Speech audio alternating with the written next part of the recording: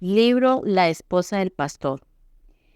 Mis expectativas y mis prioridades. Familia.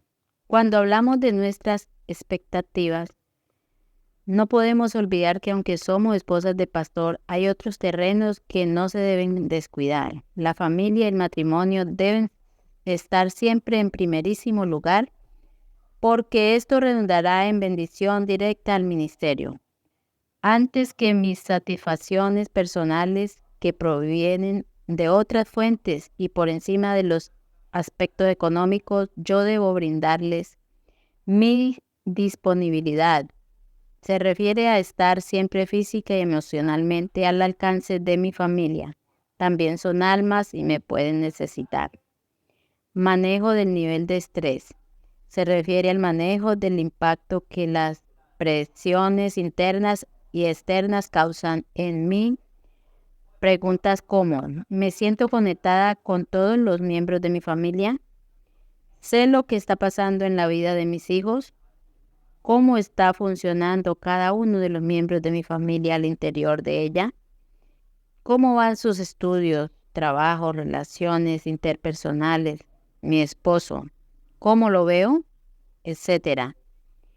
He de descargar en ellos las contrariedades que me proporcionan los demás. El cuidado de mí misma, cómo voy anímicamente, cómo me siento, cómo me veo. Cuando se corre una carrera no es prudente gastarse toda la energía al principio y después salirse de ella antes de llegar, porque ya no hay fuerzas para terminar y llegar a la meta.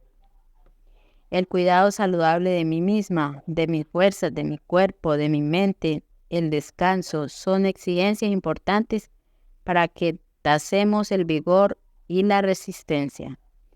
Muy caro nos sale el precio que debemos pagar por nuestros descuidos en este sentido y de paso nos vamos constituyendo en una carga a la familia. Testimonio. Recuerdo hace ya varios años haber ido con mis familiares a visitar a un matrimonio en una finca que habían trabajado muchos años en el ministerio y ahora estaban en uso de buen retiro. Me preguntó la esposa del pastor cuánto tiempo llevaba con mi esposo en el ministerio. Le respondí que para entonces eran 10 años.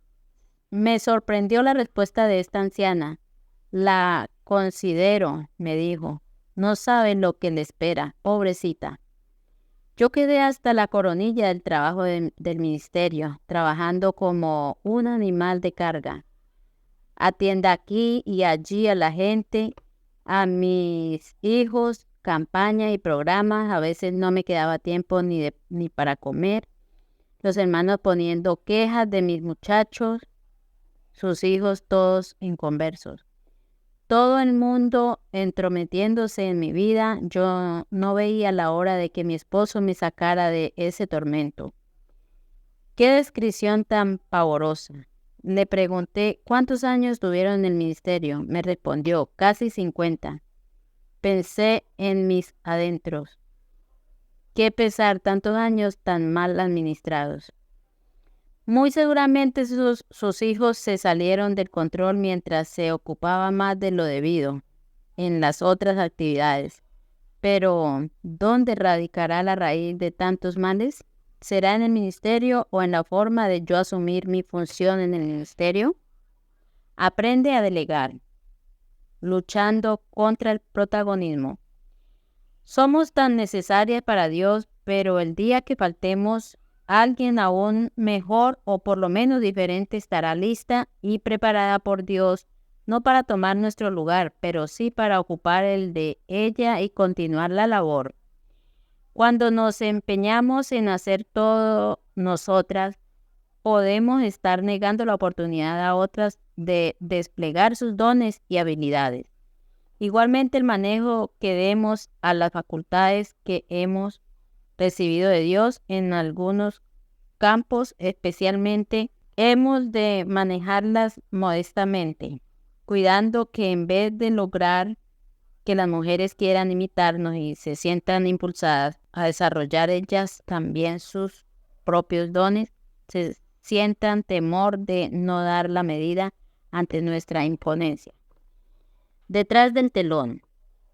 Tantas cosas buenas podemos hacer sin necesidad de llevarnos nosotras los honores, que en resumidas cuentas solo le pertenecen a Dios. Ya que si alguna cosa buena hay en nosotras es porque Dios nos hizo buenas. Si algo podemos hacer con excelencia es por lo que Dios ha hecho en nuestras vidas, no es por nosotras mismas. Muchas veces me pregunto qué sería de mi vida si yo no hubiera conocido a Cristo. ¿Qué hablaría mi boca? ¿Qué pensaría mi mente? ¿Cuán diferente sería mi suerte? 1 Corintios 4:7. Porque ¿quién te distingue o qué tienes que no hayas recibido? Y si lo recibiste, ¿por qué te glorías como si no lo hubieras recibido? El afán de protagonismo ha sido causa de muchos fracasos, vidas desencantadas y amargadas antes de tiempo, ante la imposibilidad de ver figurar en puestos de importancia sus nombres y suplir así sus aspiraciones humanas. Qué bueno es poder ayudar a otras a desarrollar sus proyectos, darles ánimo para que continúen haciendo su labor, estar dispuestas a ayudar, pero también saber esperar, a hacer o a ver haciendo a otras, dar ideas y saber escuchar y no demeritar la labor de las demás. No es bueno guardarse una buena sugerencia porque usted no es la líder. Qué bueno formar parte del ministerio de otras, colaborándoles en todo lo que esté a nuestro alcance, sin celos ni contiendas. Vuestro Padre que te ve en lo secreto, te recompensará en público. Me encantó esta poesía que, aunque encierra cierta severidad, nos enfrenta con la realidad. Pido excusas, pues su forma original dice: no existe el hombre indispensable. Voy a pasar a femenino su repertorio. No existe la mujer indispensable. Aquella vez que te sientas importante, aquella vez que tu ego esté en flor, aquella vez que tomes como un hecho que de las reunidas eres la mejor, aquella vez que pienses que tu vida un hueco irremediable dejará, sigue estas simples instrucciones y verás si no te humillarás. Toma un balde y llénalo con agua, introduce tu mano hasta el final.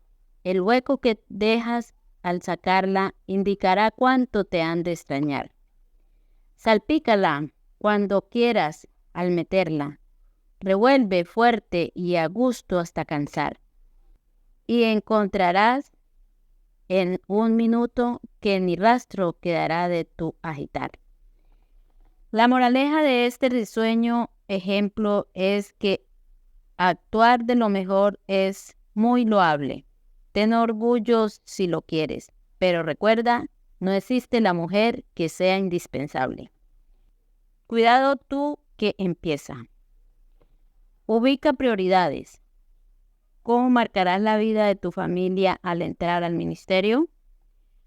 Cuando se inicia en el ministerio, vamos con toda la energía y el deseo profundo de ver progresar la obra que nos fue recomendada. Pareciera ser que queremos llenar todo espacio y necesidad existente. En este afán desmedido a veces dejamos a nuestros pequeños hijos de lado, no los involucramos en ninguna actividad. Y aunque estén pequeños, pueden llegar a sentir que el ministerio les roba a sus padres. Ellos escuchan decir a su madre: hermana, cuídeme los niños, es que con ellos nos enredamos mucho. ¿Quién nos cuidará a los niños para ir a la comida especial donde nos invitaron? ¿Con quién los dejará para ir a colaborar a determinado evento? O el peor de los casos, se dejan solos. Los hijos, si es que ya existían al momento de sus padres salir al ministerio, necesitan también acoplarse sin traumatismos a la nueva vida. Y si son nacidos dentro de él, no deben ver que la vida de sus padres se compone solo de desesperos, quejas de cansancio extremo o largas ausencias de casa por los excesos que cometen aún sin que Dios lo pida. El manejo familiar dentro del ministerio puede marcar de manera acertada o errónea la vida de nuestros hijos. El significado puede ser: qué bendiciones tener a mis padres en el santo ministerio, pero con pavor escuché a un hijo de pastor decir con amargura: el ministerio para mí fue el verdugo de mis padres. El deseo de avanzar y agradar a la congregación muchas veces nos lleva a marcar agendas demasiado extensas y agotadoras que no creo que agradan a Dios, pues el Señor no quiere que mientras buscamos fuera a los perdidos nuestros hijos se pierdan. Y aunque los padres no responderán por los pecados de los hijos, no deja de sentirse un desasosiego al pensar que mientras predicamos salvación a otros, nuestros hijos van de camino a la perdición. Pide perdón si hay que hacerlo por errores pasados. No los deje nunca de la presencia de Dios. No te conformes con que haya otros iguales o peores. Continúa dándoles un excelente testimonio cristiano, brindándoles amor y con sabiduría. No pierdas nunca una buena oportunidad para recordarles que hay un Dios esperando por ellos. No descuides a tu esposo, empújalo, no te le cuelgues. Ministerios relativamente nuevos han fracasado. Iniciar en la obra no es fácil y si a eso le sumamos nuestra mala voluntad va a ser más pesado. Acompáñenlo cada que pueda. No le deje esa labor a las damas de la iglesia. Usted es su dama. Dele aliento cuando se necesite. Ayúdele a sacar adelante sus proyectos con la iglesia. No lo perturbe por el tiempo que debe dedicarle a la obra. Empezando el trabajo es mucho más duro. Cuando nosotros ingresamos al ministerio no había ninguna persona con experiencia entre los 20 hermanos que nos entregaron para desempeñar ningún cargo especial. Nosotros mismos debíamos suplir las necesidades de la iglesia y atender las damas, jóvenes, niños. El comité de evangelismo era mi esposo, perifoneando, mi hijo mayor cargando el megáfono, mis niñas y yo entregando tratados, etc. Traté de ser ayuda y no carga para él en todos los aspectos que le sea posible. Ni piense o diga, la obra se la entregaron a él, yo no tengo por qué participar. Porque si somos tropiezo nuestro esposo, si él fracasa, las consecuencias también nos alcanzarán a nosotras. He sabido de esposas jóvenes que el día que van a entregarle congregación a su esposo y su familia, donde han sido enviados a servir a Dios, han llegado hasta las puertas y se han devuelto diciendo, yo aquí no le vivo. Y el pastor ha tenido que recibir la obra solo, mientras la esposa arma pataleta bien lejos de allí y muy seguramente si tiene hijos, ellos toman atenta nota de la actitud de su madre. Empezar una obra en estas circunstancias es más duro que para un pastor y considero que esa promesa matrimonial de estar con ellos en las buenas y en las malas ha de seguir su curso. No importa si primero hay que compartir las malas, luego vendrán las buenas. No te le cuelgues, no te hagas la pesada, que luego lo lamentarás. Aprovecha aún las adversidades para madurar, para afianzar lazos de unión con tu esposo y en tu familia. Forma en tus hijos una estructura que los capacite para hacerle frente no solo a lo bueno, sino también a lo malo que trae la vida. Que aprendan a ser todoterreno, no unos endebles. No te amargues. En algún momento de nuestros inicios en el Santo Ministerio hubo ocasiones en que debimos comer en familia por varios días, solo. Arepas untadas de manteca, pero en ese momento teníamos también muy presente, en ocasiones anteriores, Dios nos había provisto abundancia de todo al punto que debíamos compartir con los hermanos cercanos que no se perdiera. Por lo tanto, aprendimos a orar con gratitud antes de comer bien, fuera un delicioso bocado de carne o pollo, como una rica arepita. Estábamos rodeados de congregaciones mucho más grandes y antiguas. que contaba con una cantidad considerable de creyentes. Por lo tanto, disfrutaba una mejor bendición económica.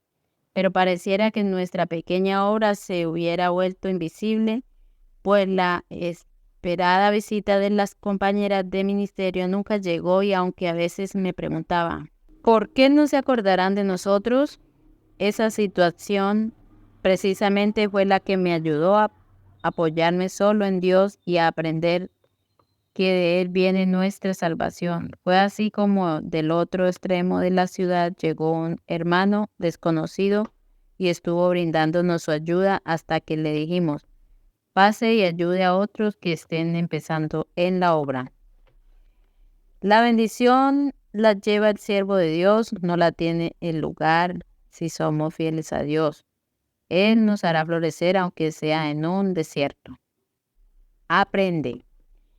Cada día debes aprender a capacitarte, estudia, lee, investiga, toma apuntes, asiste a toda reunión que represente capacitación para ti, no menosprecies la enseñanza, aprende de lo que ves, los malos ejemplos no son para seguirlos, son para evitarlos, los buenos ejemplos son para imitar, lo que aprendes es para ponerlo en práctica. No pierdas tu tiempo en cosas útiles. Es momento de mirar, de analizar y cada día crear en ti una identidad propia que con el paso de los años te dé un sello propio y te hará muy bienaventurada en Dios. No estés pensando en cargos especiales cuando apenas comienzas. Todo tiene su tiempo. No te enredes como Marta en ayudar en 1000 cosas materiales. Preocúpate por estructurarte espiritualmente. No te desgastes antes de tiempo. Ve acumulando riqueza en Dios. Él te dará más adelante la oportunidad y el momento preciso para que puedas entregarlo.